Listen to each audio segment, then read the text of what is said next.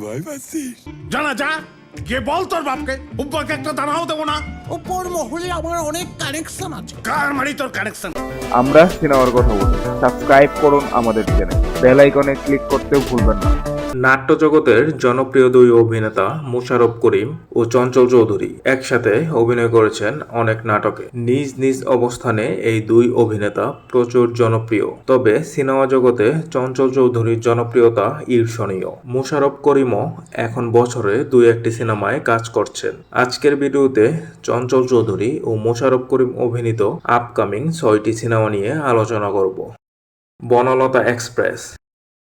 উৎসবখ্যাত নির্মাতা তানিম নূর নির্মাণ করছেন তার নতুন সিনেমা বনলতা এক্সপ্রেস। এতে গুরুত্বপূর্ণ দুই চরিত্রে অভিনয় করেছেন চঞ্চল চৌধুরী ও মোশাররফ করিম। এছাড়াও আরও অভিনয় করেছেন শরীফুল রাজ, সাবিলা নূর, ইন্তেখাব দিনার, আজমেরি হক বাঁধন, জাকিয়া বাড়ি মম। সিনেমাটি ঈদ উল ফিতরে মুক্তি পাবে। বিল ডাকিনী। সরকারি অনুদানে ফজলুল করিম তুহিন নির্মাণ করেছেন বিল ডাকিনী। এতে মানিক মাঝির চরিত্রে অভিনয় করেছেন মোশাররফ করিম। তার বিপরীতে অভিনয় করেছেন কলকাতার পার্নো মিত্র। সিনেমাটি 2026 সালে মুক্তির সম্ভাবনা রয়েছে। দম।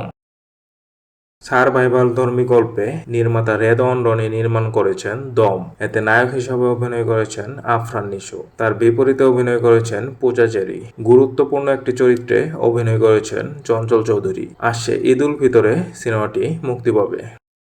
গাং কুমারী। জেলে সম্প্রদায়ের জীবনের গল্পে ফজলুল করিম তুহিন নির্মাণ করেছেন গাং কুমারী। এতে নাম ভূমিকায় অভিনয় করেছেন তুহরা তুরা। এছাড়াও আরও অভিনয় করেছেন শাহাদাত হুসাইন, রেবেকা করিম জুই ও তারেক আনাম খান। ছবিতে ভিলেন হিসেবে রয়েছেন মোশাররফ করিম। শাস্তি।